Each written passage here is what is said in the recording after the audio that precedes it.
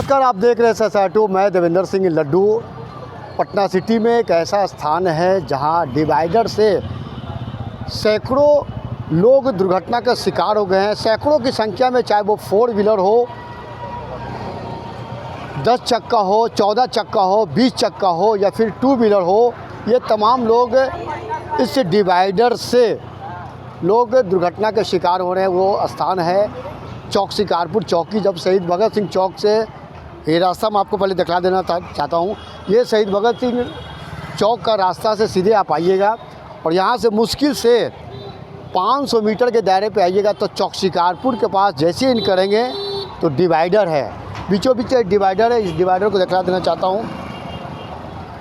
इसी डिवाइडर के बारे में चर्चा चलाने के लिए आए हैं यहाँ के जो समाज के प्रति हमेशा सजग रहने वाले सामाजिक कार्यकर्ता हो, राजनीतिक दलों से जुड़े हुए हो या फिर जिस डिवाइडर का चर्चा चला रहा है इसके इर्द गिर्द जो दुकानदार भाई है उनसे भी जानकारी लें कि अब तक कितने लोगों को इस डिवाइडर से लोग दुर्घटना का शिकार हुए हैं। ऐसा देखा जाता है तो हाल ही के कुछ महीनों पूर्व में एक 14 चक्का का जो ट्रक होता है वो ट्रक देखिएगा तो पूरे डिवाइडर पर चढ़ गया था।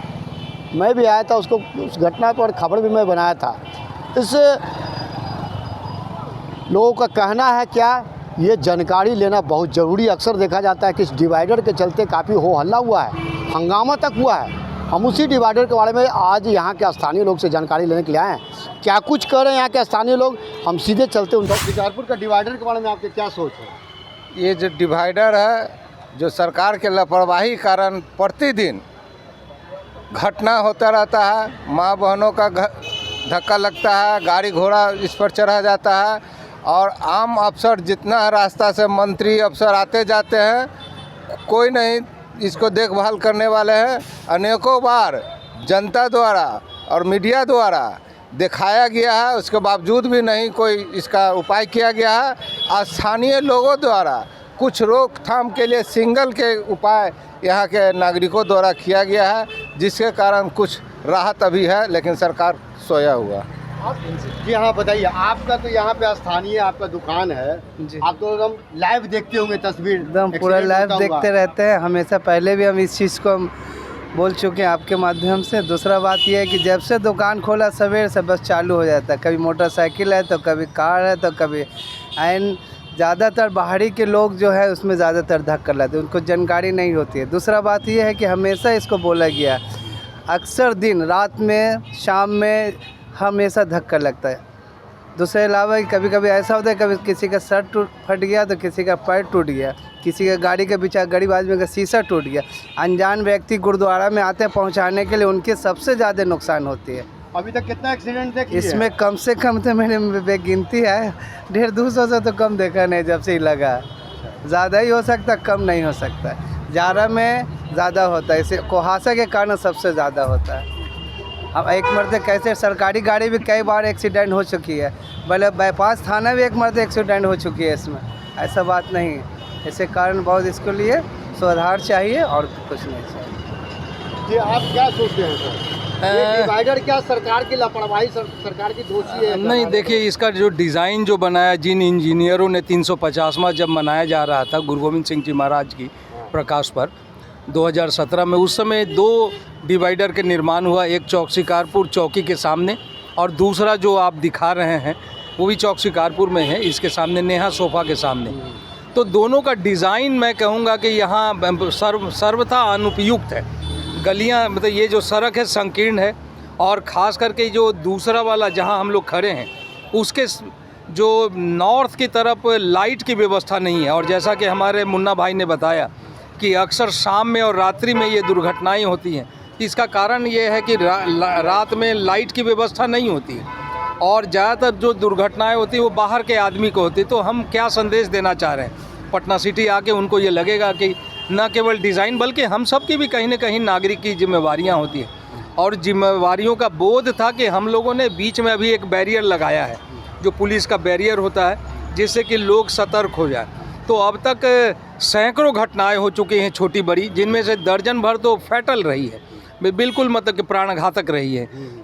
थाने में रिपोर्टिंग कम की हुई है, लेकिन इस दिशा में हम लोगों ने कई बार जो प्रशासन के जो बड़े अधिकारी हैं उनका ध्यान आकृष्ट किया, लेकिन अब तक निवारण चेष्टा कुछ भी नहीं हुई है। तो ये अत्यंत दुर्भाग्यपूर्ण है।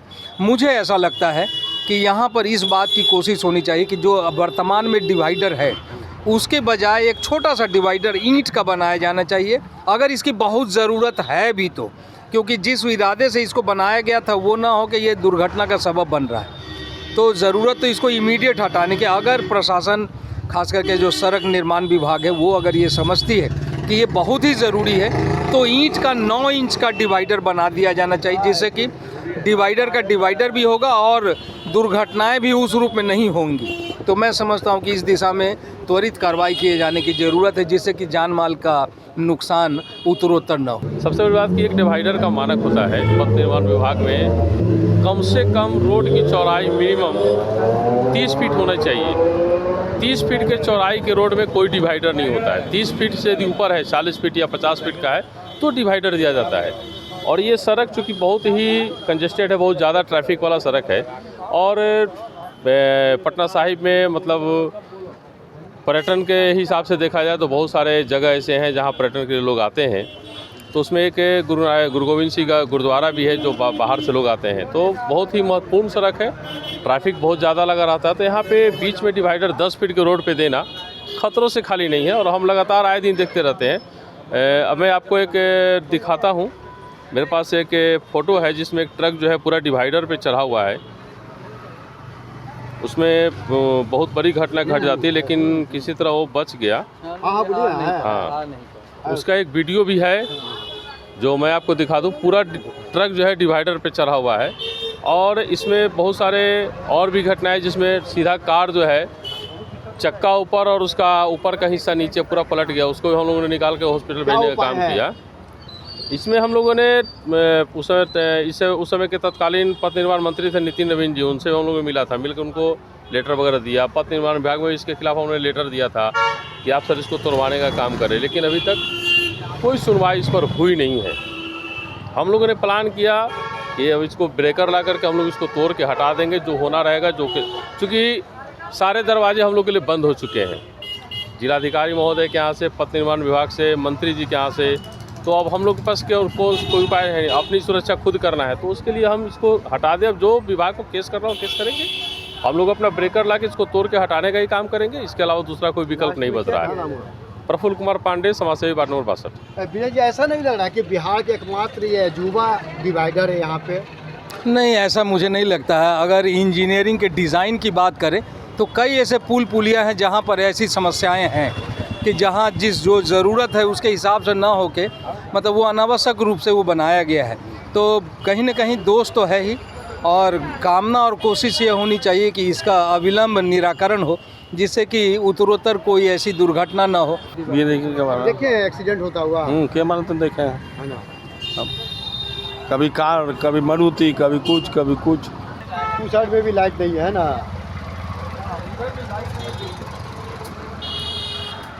और लाइट लगाए भी गए, जो लाइट लगाया भी गया है तो वो जो है इनऑपरेटिव है। अक्सर जो है दिवाली और दशहरे के समय में लाइट वगैरह जो लैंप पोस्ट पर होता था वो बनाया भी जाता था, इस बार बनाया भी नहीं गया है। तो ये सब आमंत्रित कर रहा है दुर्घटनाओं को। टूटने का निशान जो है ना आप देख सकते हैं, दूसरी तरफ भी देखा आपने, इस तरफ भी जो है ना दक्षिण की तरफ भी टूटने का निशान है। तो इसका मतलब है कि कई बार दुर्घटनाएँ हुई हैं, और अब देख रहे हैं कि अब जाड़े का समय आ गया है। जनवरी में कुहासा बहुत बढ़ जाता है, कुहासे में जनवरी में सबसे ज़्यादा दुर्घटनाएं होती हैं। मैं समझता हूं कि ये हाई टाइम है कि इस दिशा में प्रशासन को, खास करके पथ निर्माण को ध्यान देना चाहिए, जिससे कि दुर्घटनाएं ना हो और जान माल का जो जोखिम बना हुआ है वो बना न रहे। मैं विजय कुमार सिंह।